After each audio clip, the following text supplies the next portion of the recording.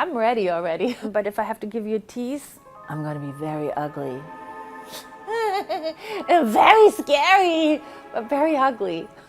Good morning, America. I'm Heidi Klum, and I'm gonna rate some of my favorite Halloween costumes. Why not?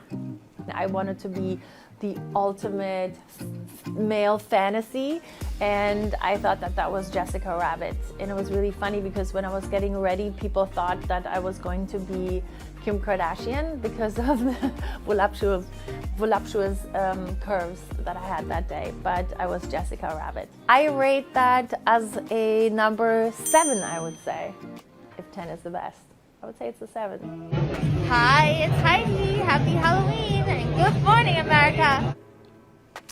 The Worm, I have to give The Worm a 10 just because it was such an unusual thing, and I'm very proud of it because it's just like a normal thing that we all know and usually don't like. You know, when it's raining and you see these slimy little rainworms coming out of the ground and it's kind of muddy outside, and I wanted to be exactly that. It looked epic.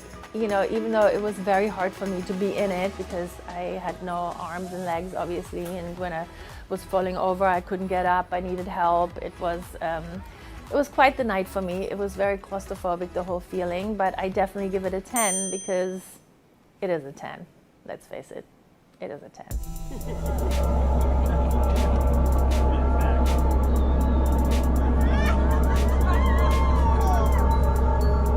E.T., I have to give this another 10 because this was so hard to do. You know, my eyes were moving, the mouth was moving when I was talking. So my face is actually in the neck of E.T. So in order for me to be the size of E.T., you know, I didn't want to just be on my knees all the time, you know, crawling around. I had to go into this ditch so that everyone was on top of the ditch and I was on the ditch so that you could see really the proportions of me and my husband being really short and everyone around us being really tall.